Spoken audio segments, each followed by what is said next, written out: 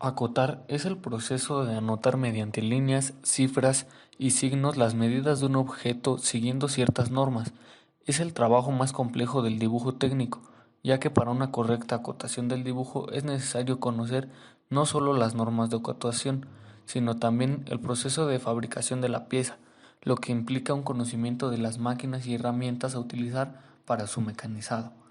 Para una correcta acotación, también es necesario conocer la función adjudicada a cada dibujo, es decir, si servirá para fabricar la pieza, para verificar las dimensiones de la misma una vez fabricada.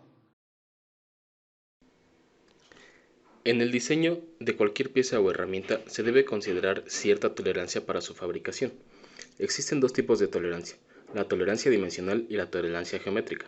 La primera controla las medidas o dimensiones de una pieza. No controla ni la forma, ni la posición, ni la orientación que tengan los elementos a los que se le aplica la tolerancia dimensional. En determinadas ocasiones, como por ejemplo mecanismos muy precisos, piezas de grandes dimensiones, etc., la especificación de tolerancias dimensionales puede no ser suficiente para asegurar un correcto montaje y funcionamiento de los mecanismos. En la siguiente figura se muestran tres casos donde una de las piezas puede ser correcta desde el punto de vista dimensional, diámetros de las secciones o dentro de la tolerancia, y no ser apta para el montaje. En este primer caso tendríamos un defecto de rectitud. En el segundo es un caso en el que tendremos un defecto de coaxialidad y en este tercero tendríamos un defecto de perpendicularidad. En la fabricación se producen irregularidades geométricas que pueden afectar a la forma, posición y orientación de los diferentes elementos constructivos de las piezas.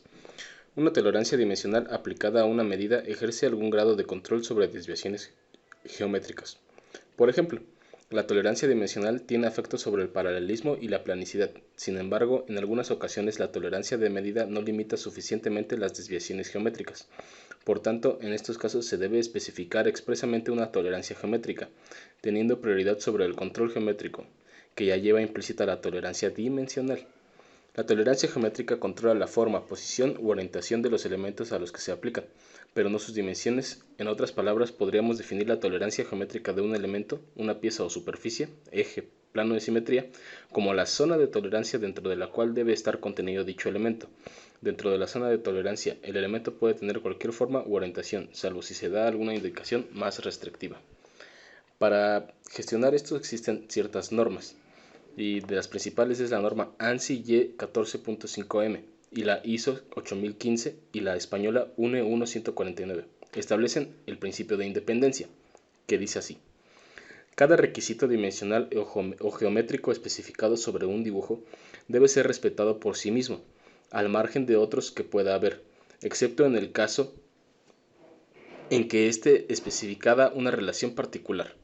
Por lo tanto, si una relación particular especificada, la tolerancia geométrica se aplica sin tener en cuenta la medida del elemento, y ambos requisitos se consideran independientes. A continuación podemos ver una tabla donde se explica el tipo de tolerancia, sus características y su símbolo, de acuerdo a las normas establecidas por las anteriormente. En primer tipo de tolerancia tenemos tolerancias de forma, y estas características pueden ser rectitud, planicidad, redondez, cilindridad, forma de una línea o forma de una superficie con sus respectivos símbolos, como podemos ver aquí. Otro tipo es tolerancia de orientación y se pueden representar con paralelismo, perpendicularidad e inclinación. Aquí en esta siguiente tabla podemos ver que hay tolerancias geométricas de situación, que dependen de la posición, concentricidad y coaxialidad y de la simetría. Y estos son los símbolos que usamos para definirlos. Tolerancia de oscilación, que puede ser circular o total. Se simboliza la circular con una flecha inclinada y la total con dos flechas unidas inclinadas. También existe algo llamado rectángulo de tolerancia. La indicación de las tolerancias geométricas en los dibujos se realiza por medio de un rectángulo dividido en dos o más compartimentos, los cuales contienen de izquierda a derecha la siguiente información. Al principio debe ir el símbolo de la característica a controlar, símbolos que acabamos de ver en las tablas anteriores. De igual manera, en el siguiente recuadro debe ir el valor de la tolerancia expresada en las mismas unidades utilizadas para el acotado. Ejemplo, si estamos acotando en milímetros, los valores de tolerancia siempre deben de ir en milímetros. Este valor irá procediendo por el símbolo del rectángulo si la zona de tolerancia es circular o cilíndrica.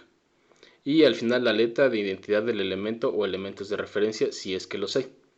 Estos pueden ser opcionales, pero de base solamente van dos: el símbolo y las unidades de la tolerancia, como podemos ver aquí en estos tres ejemplos. Conicidad.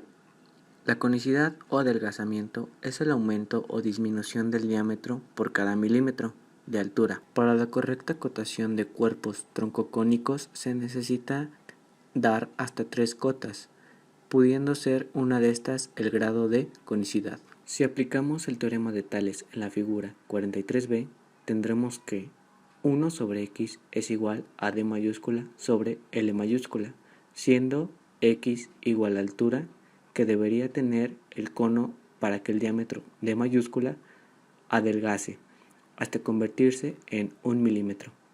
L mayúscula igual a longitud del cono. Conicidad igual a diámetro del cono sobre altura, es decir, d mayúscula sobre L mayúscula.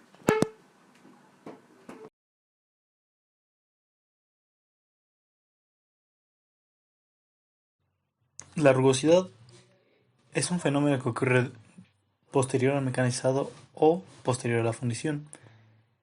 Es considerado un acabado superficial, permite definir la microgeometría y es medido en micrómetros. En el caso de SolidWorks no es posible darle una rugosidad, ya que este es una simulación. Lo único que es posible es darle una apariencia, con la cual podemos ir al menú aquí a mi izquierda. Abrimos la biblioteca de apariencias que nos despliega el menú a mi derecha. Aquí podemos ponerle varias apariencias que son plásticos. Por ejemplo, vamos a poner un plástico transparente, como se muestra. También podemos agregar metales y otro tipo de materiales.